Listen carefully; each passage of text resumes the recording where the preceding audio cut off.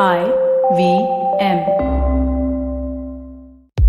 Today, to travel, technology is a really important part in navigating to different destinations. Are you aware that AI is a huge part of online navigation? You learn something new every day when you have an Intel-powered PC. Intel's Digital Readiness Program is here to empower everyone with the skill sets, mindsets, and tool sets to use in an AI-fueled world. So you can be ready to develop AI for even sports if you want to. As part of Intel's AI for Youth program, Intel's been working with the CBSC, Ministry of Education, and the Government of India to empower today's youth to build social impact solutions while demystifying what exactly AI is. How do you take advantage of this? Purchase an Intel Core-powered PC and you get free access to 80 plus hours of immersive and hands-on training about AI. On completion of the program, along with the certificate, you get access to AI toolsets, allowing you to put what you learned to good use. So don't wait. Log on to futurebanawonderful.intel.com. Future Banaw Wonderful by bringing home an Intel-powered PC.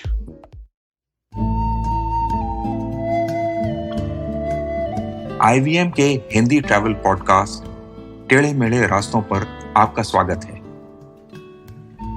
टेढ़े मेढ़े रास्ते ही क्यों? वो इसलिए कि घूमना भी तो ऐसे ही रास्तों की तरह पेचीदा और लगातार उतार चढ़ाव भरा होता है, जहां हर पल कुछ नया देखने और महसूस करने को मिलता रहता है। शर्त बस यही होती है कि आंख कान खुले रहने चाहिए। मैं हूं केशव चतुर्वेदी और मैं आपको ले चलूंगा इस जबरदस्त यात्रा पर और सुनाऊंगा ऐसी मजेदार कहानियां शहरों, किलों, महलों, सड़कों और सबसे अहम इंसानों की, जो पिछले 20 साल से ऐसे ही रास्तों पर भटकते हुए मैंने सिर्फ आपके लिए इकट्ठा की हैं। तो आइए शुरू करते हैं। दिल्ली के पुराने इलाके यानी पुरानी दिल्ली में एक जगह है बल्ली मारान। यहां पे एक गली है जिसका नाम है गली कासिम। गुलजार साहब की भाषा में बोलें तो यहीं पर उर्दू और फारसी के मशहूर शायर मिर्जा असदुल्ला खान गालिब का पता मिलता है। आज ये एक राष्ट्रीय धरोहर है, लेकिन ऐसा हमेशा नहीं था। मुझे याद है जब मैं नया नया पत्रकार बना था तो कई लोगों ने गालिब की हवेली पर लेख लिखे थे और टीवी प्रोग्राम बनाए थे। एक खास प्रोग्राम मुझे याद है जिसमें उस जमाने में इस हवेली के मालिक ने यहां लोहे की ढलाई का काम शुरू करवा दिया था, साथ ही उसकी कबाड़ी की दुकान भी थी। जब पत्रकार ने पूछा कि उन्हें पता है ये गालिब की हवेली है, तो उनका जवाब था, होगी, मुझे क्या पता, मैंने तो इसे फैक्ट्री में बदल दिया है, अभी इसका एक हिस्सा और बचा है, उसे भी तोड़कर फैक्ट्री बना दूंगा। उस समय हम लोग ऐसी रिपोर्ट देखते थे और सोचते थे कि इस धरोहर की ऐसी दुर्गति हो रही है और कोई बोलने वाला नहीं है। अजीब बात यह थी कि दिल्ली में गालिब के नाम की एकेडमी है और भी बहुत कुछ है, लेकिन उर्दू के सबसे बड़े शायर के घर की दुर्गति से सबने नजरें फेर ली थी। लेकिन फिर आया साल 1999 और इस जगह के दिन पलटे। सरकार ने इसके एक हिस्से को अपने कब्जे में लिया और उसे हेरिटेज साइट में बदल दिया। आज आप वहां जाते हैं तो हवेली के अंदर गालिब के पोस्टर, उनके लिखे शेर वगैरह चारों ओर टंगे हुए हैं। हवेली में एक छोटा सा आंगन है, 2 बरामदे हैं और 1-2 कमरे हैं। एक नजर में लगता है कि हवेली तो बहुत छोटी है, लेकिन वहां के केयरटेकर या चौकीदार से बात करने पर पता चलता है कि सरकार हवेली का बस एक हिस्सा ही ले पाई, बाकी तो लोगों के घरों का हिस्सा हो गई। मैंने आसपास देखा तो पाया कि वाकई हवेली में से ही दूसरे घरों और एक ट्रैवल एजेंसी तक जाने का रास्ता निकल रहा था। यानी गालिब की हवेली असल में हवेली का एक कोना भर थी। वहीं यह भी पता चला कि उसका यह नया रूप भी हाल ही में बनवाया गया है। जब सरकार ने इसे लिया था तो इसकी हालत एक खंडहर हो चुके घर जैसी थी। चारों ओर सीमेंट और ईंटें भरी हुई थी।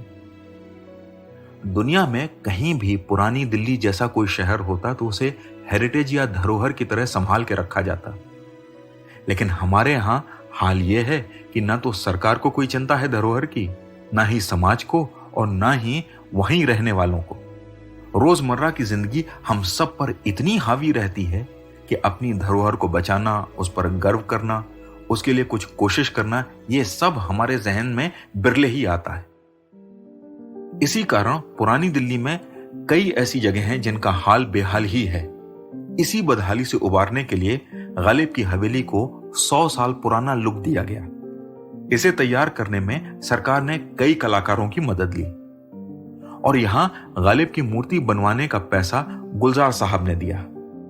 यह कहानी सुनकर मुझे याद आया कि आज के आम लोगों से बेहतर तो वो हकीम साहब थे जिन्होंने गालिब को यह कोठी किराए पर इसलिए दी थी क्योंकि उन्हें गालिब की शायरी पसंद थी। गालिब की मृत्यु के बाद भी वे यहां आकर बैठते थे और किसी को हवेली में घुसने की इजाजत नहीं थी। अपने जीते जी उन्होंने हवेली को बिल्कुल वैसा ही रखा जैसे वो गालिब के जमाने में थी। गालिब जितने बड़े शायर थे उतने ही मुसीबतों के मारे भी थे।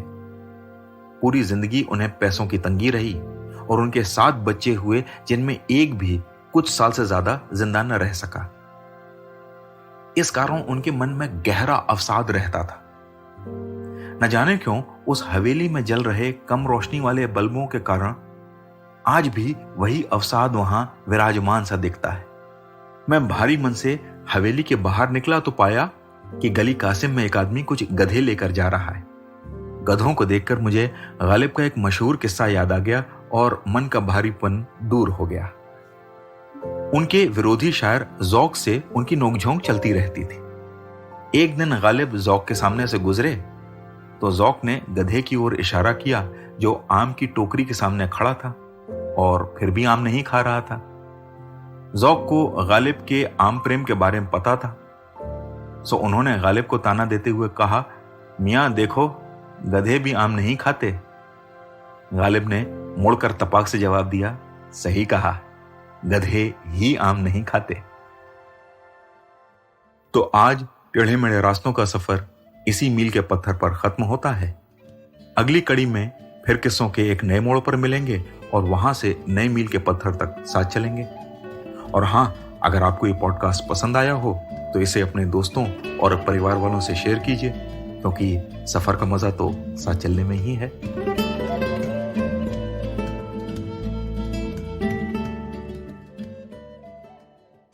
Hello everybody, it's been another great week on the IVM Podcasting Network. On Agla Station Adulthood, Ritasha and Ayushi speak to gynecologist Sakina Radiowala on the important aspects of the female body, like menstruation, biological clock, infections, and hygiene. Dr. Sakina also answers some crowdsourced questions during this episode. Dr. Siddhant Bhargava, fitness and nutritional scientist, co-founder of Food Darzi, explains how we can simplify our nutrition on The Habit Coach with Ashton.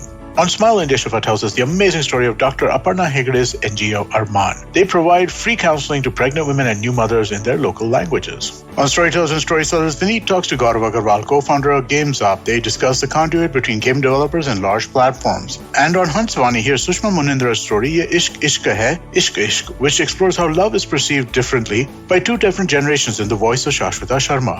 Do follow us on social media. We're IVM Podcast on Twitter, Facebook, Instagram, and LinkedIn. And remember, if you enjoyed this show or any of our other shows for that matter, please do tell a friend. We appreciate the word of mouth. And finally, we'd like to thank the sponsors on our network this week: Cred, Bank of Baroda Quarter, CoinSwitch Kuber, Slay Coffee, Intel, and Kotak Mahindra Bank. Thank you so much for making this possible.